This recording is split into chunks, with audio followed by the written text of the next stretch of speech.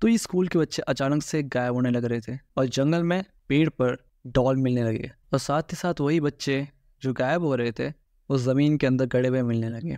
सो यही फोक्स, ये मेरा फर्स्ट वीडियो होने वाला है इस चैनल पे। वीडियो के थंबनेल से थोड़ा बहुत आइडिया लग गया होगा वीडियो किस टाइप की होने वाली है। स्टिल मैं छोटा सा इंट्रो देना चाहूँगा मेरा और इस चैनल का। मेरा नाम है प्रोवीर और मुझे एनीमे और डार्क चीज़ें एक्सप्लोर करना, देखना वगैरह मुझे इसमें बहुत इंटरेस्ट है। मैंने ये चैनल भी उसी से रिलेटेड स्टार्ट किया। इस चैनल पे एनीमे से रिलेटेड, क्राइम से रिलेटेड, हॉरर और डार्क चीज़ों से रिलेटेड कंटेंट्स आएंगे। आई थिंक इतना सा इंट्रो काफ़ी होना चाहिए क्योंकि मैं ज़्यादा कंफ्यूज नहीं करना चाहता। पोजेशन, ब्लैक मैजिक, लोग इन सब चीज़ से बहुत ज़्यादा डरते हैं और थोड़े बहुत लोगों को इन सब चीज़ों में इंटरेस्ट भी आता है कि उनको पसंद होता है इन सब चीज़ों के बारे में जानना। तुमने कभी ना कभी तो सोचा होगा कि तुम्हारे पास अगर ऐसे मैजिक वाले पावर्स आ जाए या फिर तुम्हारे पास कोई ना कोई पावर्स आ जाए तो तुम उससे क्या करोगे? मैं लोगों का भला करूंगा, ये करूंगा, हेल्प करूंगा लोगों की, या खुद के लिए कुछ ना कुछ करूंगा, राइट? आज हम इसी बारे में बात करने वाले हैं। एक स्कूल वाला बच्चा जिसको पोजीशंस, ब्लैक मैजिक ऑलरेडी आता है तो वो बस अपने खुद के मजे के लिए यूज करता है, just for fun. Let's start our today's video with the topic of Junji Ito's collection number 68, Soichi's Convenient Curses।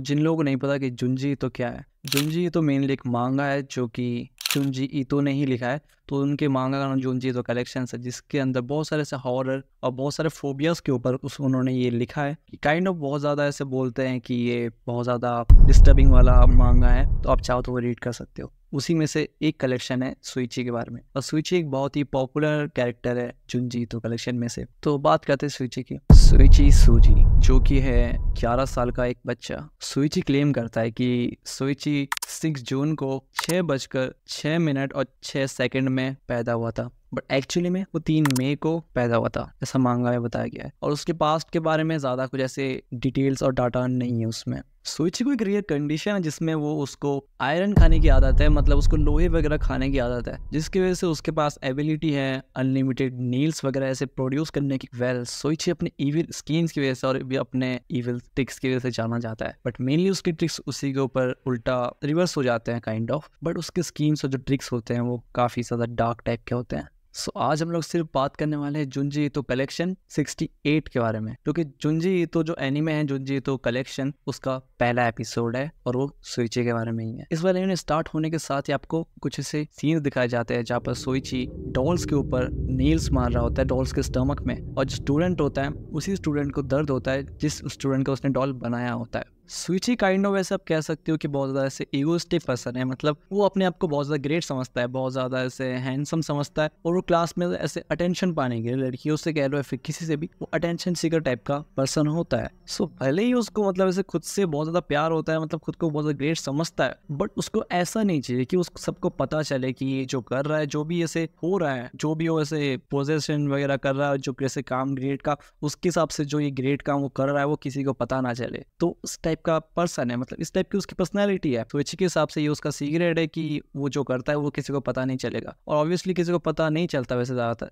सोइची के हिसाब से वो एक नॉर्मल पर्सन है, लोगों के सामने ऐसा सोइची को लगता है, बट ऑब्वियसली क्लास में, स्कूल में किसी को ऐसा नहीं लगता कि सोइची नॉर्मल है, क्योंकि वो हमेशा अकेले में ही गीगल वगैरह करता रहता है, अकेले में ही हंसता रहता है, काइंड ऑफ साइकोपैथ टाइप्स। सोइची की एक फैमिली होती है जिसमें उसके पास उसका बड़ा भाई होता है, एक उसकी बहन भी होती है बड़ी, और उसकी मम्मी पापा और दादाजी, जैसे नॉर्मल फैमिली होती है वैसा ही फैमिली होता है। बट वो अपनी फैमिली में किसी को पसंद नहीं करता, वो अपनी फैमिली में सबको ऐसे लेम समझता है, काइंड ऑफ अपने से नीचे ही समझता है सबको, ये सारे लेम है, मैं सबसे ग्रेट हूँ। सुइची इसके अलावा एक बहुत ही ज़्यादा इंटेलिजेंट बच्चा है, चीज़ों को लेकर नॉलेज वगैरह उसका बहुत ज़्यादा अच्छा है। जैसा कि मैंने स्टार्टिंग में बताया था, सुइची को ये सब करना बस अपने मजे के लिए पसंद है। उसने स्कूल में ऐसे नया हेटेड देखा लोगों के लिए, मतलब उसको कहीं पर भी ऐसे कुछ दिखता है कि लड़ाई झगड़ा, कहीं पर भी उसको मतलब ऐसे हेट टाइप का कुछ दिख रहा है जहाँ पर हेटेड फैल रहा है, तो वो उसका नया टारगेट बन जाता है। सोइची को अपना एक नया टारगेट मिल चुका था, और उसने स्कूल से आते टाइम एक फ्रॉग देखा। टाइम होता है फ्रॉग का हाइबरनेशन का, तो जैसे कि मैंने बताया सोइची का जो नॉलेज है वो बहुत ज्यादा है, तो उसको पता है कहाँ पर कौन से फ्रॉग रहते हैं हाइबरनेशन के टाइम। तो उसने फ्रॉग निकाला एक और फ्रॉग को घर ले गया। ये बस एक रेफरेंस है कि कैसे सोची का नॉलेज भी बहुत ज़्यादा ग्रेटर है उसकी पर्सनैलिटी की तरह, और इसी से ही एक नया आइडिया मिला लोगों को परेशान करने का। अब अचानक से क्लास 6A में एक बच्चा गायब हो जाता है जिसका नाम कुरोड़ा होता है। काइंड ऑफ तुम समझ ही गया होगा कि उसके साथ क्या हुआ। अब जो वो फॉरेस्ट होता है जिसके बारे में मैंने स्टार्टिंग में बताया था, उस फॉरेस्ट का एक मालिक भी होता है या फिर केयर टेकर कह लो। अब वो केयर टेकर उस फॉरेस्ट में हर रोज जाता है देखने के लिए और उसको हर रोज एक डॉल मिलता है। तो उसको इस बार भी एक डॉल मिलता है जो कि पेड़ पे लगा हुआ था नेल्स के साथ। तो उसके लिए वो रोज का ही था, उसने वो वाला डॉल निकाला। अब एक और डॉल था जो कि जमीन के अंदर गड़ा हुआ था, उसने वो भी डॉल उखाड़ा। मतलब उसके लिए अभी ये नॉर्मल हो जाता है कि उसको रोज डॉल्स मिल रहे थे, तो उसके लिए नॉर्मल था। बट जैसे ही वो दोनों डॉलर से वापस लेके वापस जा रहा था ऐसे, तो उसको उस फॉरेस्ट में मिट्टी के अंदर एक बच्चा दिखा गड़ा हुआ। तुम समझ रहे होगे कि इस बार सोइची ने क्या किया। सोइची का आइडिया इस बार फ्रॉग का जो हाइबरनेशन होता है जो कि मिट्टी के नीचे होता है, उसका आइडिया वहां से आया और उसने उस बंदे को, उसने नहीं गाड़ा, उसने बस डॉल को गाड़ा था और वो बंदा अपने आप वहीं पर आके जमीन के नीचे ब्यूरी हो गया।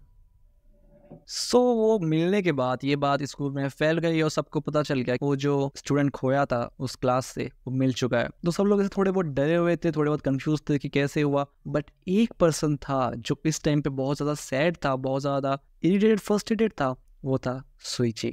सोइची को चाहिए था कि वो जो स्टूडेंट को उसने उधर से ब्यूरी किया था डॉल के हेल्प से, अपने ब्लैक मैजिक या पोजीशन के हेल्प से जो उसको ब्यूटी किया था, तो सोइची चाहता था कि वो स्प्रिंग के टाइम ऐसे क्रॉल करते हुए बाहर आए जैसे फ्रॉग्स लोग हाइबरनेशन के बाद आते हैं। तो ये सोइची की थिंकिंग थी और ये सोइची की काइंड ऑफ वैसे कह लो खुद को एंटरटेन करने का एक जरिया था। अब इस टॉपिक पे क्लास में बात चल रही थी और कुछ बच्चे इस कारण में ऑब्वियसली बात कर रहे थे और सोइची उन सबको सुन रहा था। अब सुनते सुनते ये बात उसको फ्रस्ट्रेट तो करने ही लगी थी कि उसके मज़े, मतलब उसका जो फाइनल मज़ा होने वाला था उससे पहले सब कुछ खत्म हो गया। बट उसने ये करते करते एक और चीज़ नोटिस किया कि जो 3 लोगों का ग्रुप बात कर रहा था, जो उसमें 3 लड़के थे जो बात कर रहे थे क्लासरूम में इसी के रिलेटेड, तो सोइची ने उसमें कुछ नोटिस किया। जैसे कि मैंने बताया था सोइची एक बहुत इंटेलिजेंट बच्चा है और उसका साइकोलॉजिकल नॉलेज बहुत ज़्यादा था। तो उसने नोटिस किया कि जो 3 लोगों का ग्रुप है उसमें 2 लोग तो बहुत इंटरेस्ट लेके बात कर रहे हैं, बट एक पर्सन है जो कि बिल्कुल इंटरेस्ट लेके बात नहीं कर रहा, या फिर जो बाकी 2 लोग बात कर रहे हैं उन दोनों से जेलस टाइप का है। जैसे फॉर एग्जांपल कभी हमारे साथ भी होता है, हम ऐसे ग्रुप में बात कर रहे होते हैं, सामने वाले जो पर्सन्स होते हैं बहुत इंटरेस्ट लेके बात कर रहे होते हैं, बट हमको कभी कभी ऐसा लगता है कि नहीं, हम मैं इस ग्रुप में ऐसे घुल मिल नहीं पा रहा हूँ, और या फिर ये दोनों ज़्यादा ही कूल है, या फिर कुछ जैसे हम हमारे अंदर से जेलस टाइप का फील होता है। तो सोइची को वो सब ऐसे खुद से ही पता लगने लगा क्योंकि सोइची का साइकोलॉजिकल नॉलेज बहुत ज़्यादा था, तो उसको ये बात पता चल गई थी और अब उसके माइंड में एक नया प्लान स्टार्ट हो चुका था।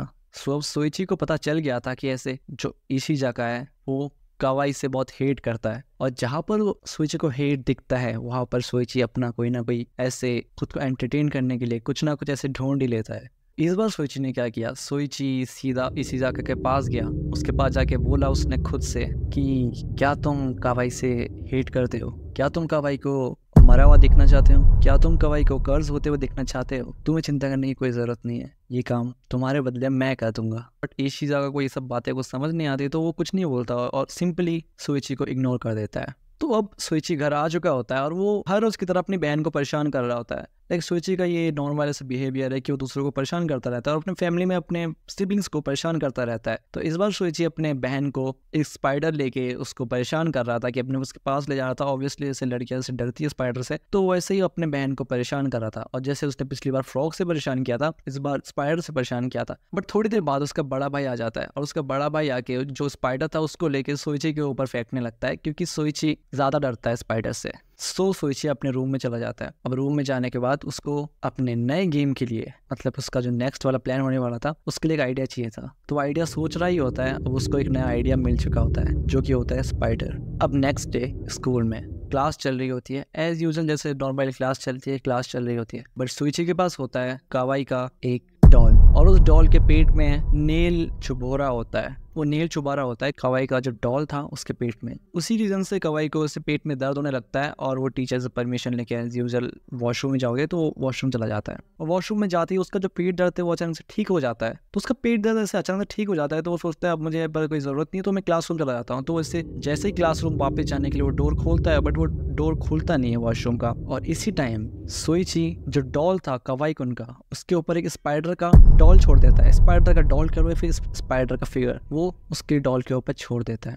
दूसरी तरफ जो कवाई कुन यहाँ से बाहर जाने की कोशिश कर रहा था, वो क्लाइंब करके बाहर जाने की कोशिश करता है, बट क्लाइंब करने के टाइम ही वहाँ पर एक स्पाइडर आ जाता है। तो छोटा स्पाइडर नहीं, एक बहुत बड़ा जाइंट स्पाइडर आपके सामने, एक बहुत बड़ा सा ऐसे मॉन्स्टर वाला स्पाइडर आ जाए तो कोई भी डर जाएगा। अब यहाँ पर सिर्फ कवाई कुन डरा ही नहीं था, यहाँ पर जो मॉन्स्टर वाला स्पाइडर था उसने अपने वेब में, अपने जाल में से उसको लपेट ही लिया था पूरा ही कवाई कुन को। अब नेक्स्ट सीन में एम्बुलेंस आती है और ऑब्वियसली कवाई कुन को ऐसे ही लेके जाती है और स्कूल में सारे बच्चे ऐसे शॉक्ड होते हैं और डरे हुए होते हैं ऑब्वियसली। तभी सुइची आता है इसी जगह के पास और इसी जगह के पास आके पूछता है, क्या तुम इस रिजल्ट से खुश हो? क्या तुम सेटिस्फाइड हो इससे? सुइची उससे बोलता है कि तुम इसके लिए थैंक्स करने की कोई ज़रूरत नहीं है, मुझे पता है कि तुम कवाई को बहुत ज़्यादा हेट करते थे, तुम्हारे हेट की वजह से मैंने उसको थोड़ा बहुत ऐसे पनिश किया है, तो तुमको इसके बारे में चिंता करने की कोई ज़रूरत नहीं है। मैं जानता हूँ ये जो मैंने तुम्हारी हेल्प की है ये पे करने के वर्थ है, बट मैं कोई ऐसा इंसान नहीं हूँ जो इसके लिए पैसे मांगू या कुछ भी मांगू। तुम्हें थैंक्स करने की बिल्कुल भी ज़रूरत नहीं है, it's okay. But in reply में इशिज़ाका ने रूडली सुइची को बोला कि तुम ऐसे किस बात में बात कर रहे हो, कि क्या मतलब तुमने उसको ऐसे एक लेसन सिखाया, तुमने मेरे बदले बदला लिया उससे, क्या मतलब कि कैसी बातें कर रहे हो तुम ऐसे? तो इशिज़ाका ने ऐसे फाइनली ऐसे रूडली सुइची को बोल दिया और सुइची को इस बात का बुरा लग गया। अब रात को सुइची फोन करता है इशिज़ाका के घर पे और उसको फोन करके बोलता है, मतलब ऐसे खुद का वॉइस ऐसे चेंज करके बोलता है कि आप इशिज़ाका हो, आप एक वर्ल्ड ट्रिप जीत चुके हो फ्री में, तो अगर आपको एक वर्ल्ड ट्रिप चाहिए इमीडिएटली साकुरायामा पार्क के पास आ जाओ जो कि एलिमेंट्री स्कूल के पास है, और आप प्लीज अकेले आना।